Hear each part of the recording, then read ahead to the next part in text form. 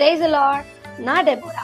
இயேசுவே மறவார்ல இருந்து ஏசப்பா எங்களை பார்த்து என்ன பேச போறாருன்னா, ஆதியாகமம் 17ஆம் அதிகாரம் 2ஆம் வசனத்துல உன்னை மிகவும் திரளாய் பெருக பண்ணுவேன் என்றார். ஆமென்.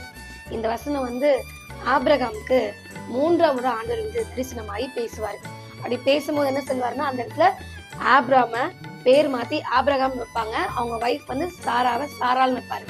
இது ஏன் இந்த மாதிரி நடக்குது அப்படின்னா, அவங்களுக்கு குழந்தை இல்லாம இருந்துச்சு.